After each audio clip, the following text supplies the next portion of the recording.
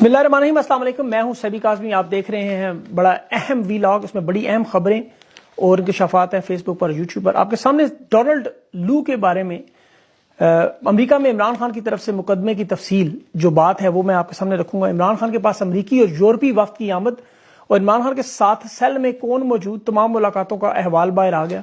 IMF के जो मजीद $7 अरब का प्रोग्राम लेने का ऐलान है और नवाज शरीफ और मरियम नवाज की मुलाकात बरतानवी deputy high commissioner Alex Blackburn के साथ हंगामी जाती उम्रा में। इमरान रियाज की पहली अदालत में पेशी कबल अज वक्त गिरफ्तारी क्यों करवाई, सहाफत का शेर धाड़ने को तैयार, इसकी तफसील बताता हूँ। साइफर केस 4 दिन में 2 जजेस डट गए।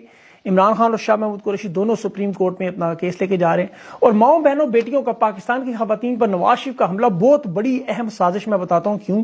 आरिफ अलवी दोबारा इमरान खान की हमायत में निगरान हुकूमत को जवाब दे रहा है। और जहां पर इस वक्त अगवा बराए बयान प्रेस कॉन्फ्रेंस हो रही है, जबरदस्ती बंदूक की नोक पर इंटरव्यू हो रहे हैं, वहां पर असल प्रेस कॉन्फ्रेंस अभी अखवंजादा अजहर तकवीम, ये मुस्लिम लीग छोड़कर PTI में आने वाला पहला साथी। और आज का दिन बड़ा अहम था इस हिसाब से कि पहली दफा देखे शेख रशीद अहमद खुलकर बोले, चौधरी परवेज इलाही ने खामोशी तोड़ी, बड़े अहम राज खोले। और इमरान रियाज की जो अदालत में आपको पता है आमद हुई, असद कैसर ने खुलकर डबल सिलेक्शन की बात की। खैबर पख्तूनख्वा में लोग जो निकल आए, इंतजामिया मजबूर हुई पसपा होने पर, वहां पर्चे भी होते रहे बाद में। बरतानवी हाई कमिश्नर की आमद, अमरीकियों के चक्कर पर चक्कर, IMF का जो प्रोग्राम है, और सबसे बढ़कर जो अलीमा खान साहिबा ने प्रेस कॉन्फ्रेंस की, इस प्रेस कॉन्फ्रेंस में वाज़े तौर पर पाकिस्तान की अदालतों में जो हो रहा है उस पर इजहार ख्याल किया। यहाँ पे बड़ा अहम नुकता साइफर का जो खुफिया ट्रायल हो रहा है, इसमें जब से इमरान खान के खानदान को बुलाना शुरू किया, अलीमा खान को यह अंदाजा हो चुका है पाकिस्तान की अदालतें क्या करें, यहाँ इंसाफ नहीं मिलेगा। 2 जज हुक्म देते हैं ट्रायल का रोक दें, चीफ जस्टिस अमल करने की बजाय ऑर्डर देता है रोक। एक दिन में 2 ऑर्डर सिविल हुकूमत वफाकी हुकूमत से पूछते हैं, जवाब चीफ जस्टिस देता है। वाज़े तौर पर अदालतें, ताकतवर इदारे एक पेज पे हैं। अलीमा खान ने ये प्रेस कॉन्फ्रेंस जो की, उसमें यही बात की जो वो नहीं कहना चाहती थी बहुत अरसे से, जिस पर तमाम ओवरसीज पाकिस्तानी पूछ रहे थे। पाकिस्तान का बच्चा जानता है इन अदालतों से खान को इंसाफ नहीं मिलना। बगैर मुकदमे के ट्रायल के दौरान गिरफ्तारी में इस तरह बेगुनाह कैद, जिस तरह पार्टी के हजारों लोग। और इंसाफ की तो जो पाकिस्तान की अदालतों से ना अवाम को, ना इमरान खान को, ना ओवरसीज पाकिस्तानियों को।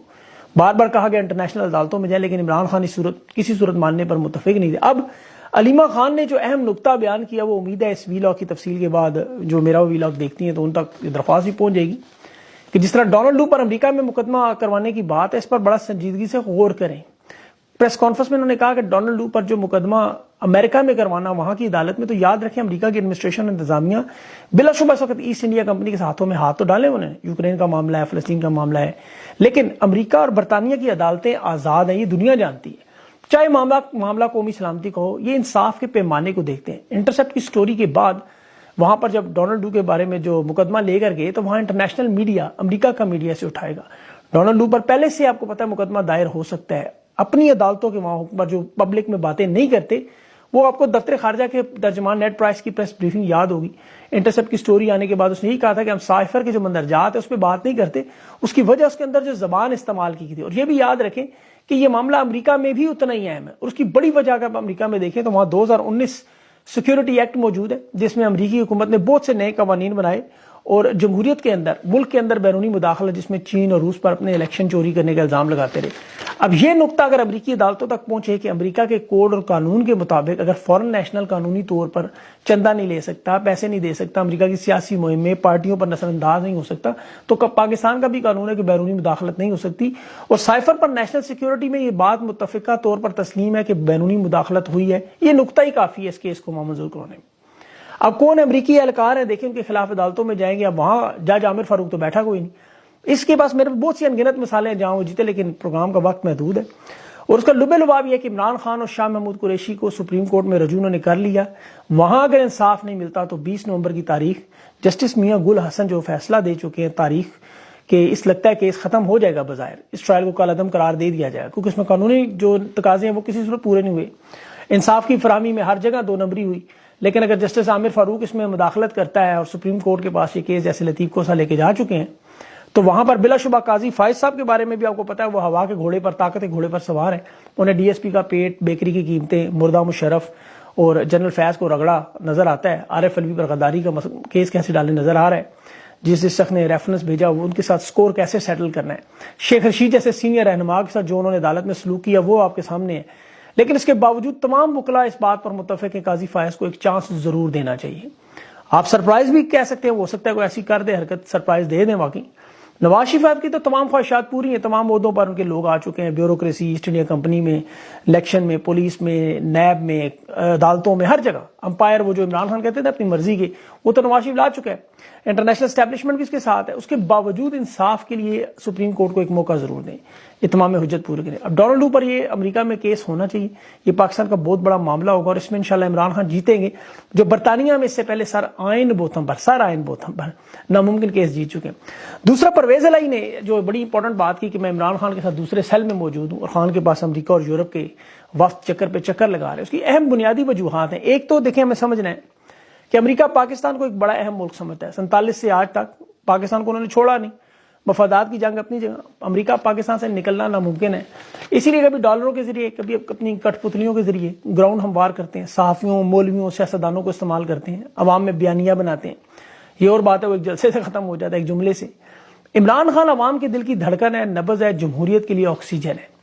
اگر خدا نخواستہ خان کو کانٹا بھی چبھتا ہے تو امریکہ کے لیے ہمیشہ کے لیے نفرت کا بیج بنے گا، وہ سوچ بھی نہیں سکتے۔ اس لیے وہ جانتے ہیں کہ خان ضروری ہے، اور عمران خان کو قائل کرنے کی کوشش، اور عمران خان تو کہہ چکے ہیں بارہا ہم برابری کی سطح پر تعلقات رکھ کے ورکنگ ریلیشن شپ چاہتے ہیں۔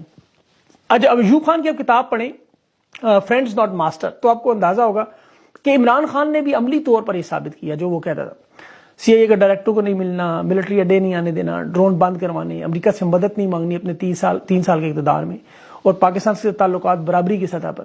ڈونلڈ ٹرمپ سے ملاقات ہوئی، وہ پہ آپ کو پتا ہے سفیر جو بنا ہوا بعد میں، اس میں امریکہ کا بظاہر بن چکا ہے معاملہ۔ اب جنرل باجوہ نے جو کیا، اس نے امریکہ کو اس میں ایک پارٹی بنا دیا۔ دیکھیں، جس گھر میں کتے ہو نا، وہاں پکی ہوئی ہانڈی اگر صاف ہو جائے اچانک، اور کتوں کے منہ بھی صاف ہوں، تو پھر آپ مجبور ہو کے شک کرتے ہیں پتہ نہیں پتھر باہر سے ہے، لیکن ایسا نہیں ہوا۔ زرداری کا بیان دیکھیں، اس نے کہا باجوہ نے مجھے 2021 میں کہا کہ عمران خان سے چھٹکارے کے لیے فارمولہ بناؤ، یہ پہلا بیان تھا۔ پھر خواجہ سعد رفیق نے کہا کہ عمران خان کی 9 مہینے کی حکومت ختم کرنے کے بعد باجوہ کہہ رہا تھا کہ آپ پنجاب ابھی لے لو، مرکز بعد میں لے لینا۔ پھر اعجاز الحق نے کہا کہ شہباز شریف گاڑی کی ڈگی میں چھپ کر جنرل باجوہ سے ملنے جاتا ہے۔ پھر خواجہ آصف نے کہا کہ 2019 میں ہمیں خود ڈی جی صاحب نے اپروچ کیا، حکومت بنائے، اور ان تاریخوں میں اب چیک کریں کون اس عہدے پر موجود تھا، جنرل فیض نہیں تھا۔ پھر فضل الرحمان کہتا ہے کہ ہم تو عمران خان کی حکومت کے خلاف تحریک عدم اعتماد لانا ہی نہیں چاہتے تھے۔ اندازہ کریں، فضل الرحمان جیسا بندہ گیا ہے۔ پھر محمود اچکزئی نے بھی کہا کہ میں نے ان لوگوں کو سمجھایا تھا کہ عمران خان سے دشمنی میں اس حد تک نہ جاؤ، پی ڈی ایم والو کھوئی میں گرو گے۔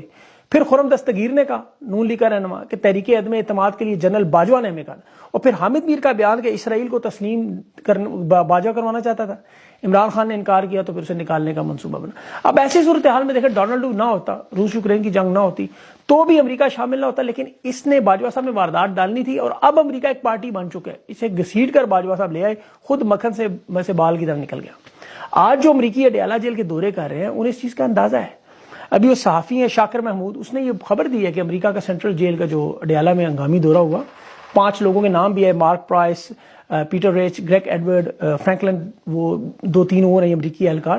بظاہر دیکھیں تو ان دورے کا مقصد مسیحی برادری کے قیدیوں سے ملنا، لیکن سب جانتے ہیں پاکستان کے مسیحیوں کی کتنی فکر ہے، جو نظر آتا ہے وہ ہوتا نہیں، جو ہو رہا تو نظر نہیں آتا۔ اس سے پہلے فیاض راجہ صاحب نے کہا، ایک سینئر بیوروکریٹ کی، جن کے امریکہ سے بڑے اچھے تعلقات ہیں، اڈیالہ جیل میں ملا۔ تو یہ چیز ثابت کرتی ہے کہ امریکہ ہر صورت میں مذاکرات چاہتا ہے، یورپ چاہتا ہے مذاکرات ہوں، یوکرین کا محاذ کھلا ہوا ہے، ایک طرف فلسطین اسرائیل شروع ہوا ہے، ایک طرف اپنی معیشت کے مسائل ہیں۔ جو بائیڈن کی حکومت سیاسی طور پر اتنی مضبوط نہیں ہے، ابھی آپ دیکھ لیں چین کے صدر سے جو ملاقات ہوئی اس کی کل، بائیڈن کی حرکتیں دیکھیے، برف کیوں پگھل رہی ہے۔ امریکہ جو سرد وار میں چین کا سب سے بڑا حریف تھا، آج جو دنیا کے اتحاد اس کے خلاف بنا رہا تھا، آج کیوں مجبور ہو رہا ہے ان کے ساتھ وہ نیچے وہ ٹی سی کرنے کی، نظر آ رہا ہے۔ اور پاکستان میں انہیں پتہ ہے الیکشن کی فضا ہے، عوام خان کے ساتھ ہے، اور یہ برے صغیر کے خطے میں کبھی اس طرح نہیں ہوا کہ عوام کا یہ والہانہ پن، دیوانہ پن کسی رہنما کے ساتھ۔ تو جو حالات اس وقت دنیا کے بنے ہیں، اس میں امریکہ نیا محاذ نہیں کھول سکتا، یورپ کا بھی فائدہ نہیں ہے، امریکہ کا بھی فائدہ نہیں ہے، اور پاکستان ایک ایٹمی ملک ہے، یاد رکھیں انتشار دنیا کے لیے نقصان ہے، ہندوستان کے لیے، عرب ممالک کے لیے، سب کے لیے فائدہ پاکستان کا، مضبوط پاکستان ان کے بھی نقصان میں۔ وہ کہا نا، میں اپنے گھر کی تباہی سنبھال لوں گا، زبانیں بھر کا مجھے سربراہ لکھ لیجئے۔ تو اس وقت ان سے اپنے گھر کی تباہی نہیں سنبھالی جا رہی۔ اب نواز شریف صاحب کو لانا ان کے مفاد میں ہے، اس میں تو کوئی دو رائے نہیں، لیکن یہ ریس کے وہ گھوڑے ہیں جس پر کوئی جوا لگانے پہ تیار نہیں۔ لاہور میں الیکشن لڑ نہیں سکتے، بلوچستان لڑوانے کی بات ہے، اور نواز شریف صاحب دیکھیں اپنی ذاتی سیٹ جیتنے کی پوزیشن میں نہ ہو، اور انہیں ایسی صورتحال میں زبردستی وزیر اعظم لگایا گیا تو ملک کے کیا حالات ہوں گے۔ امریکہ، یورپ، عرب ممالک سب جانتے ہیں شہباز شریف کو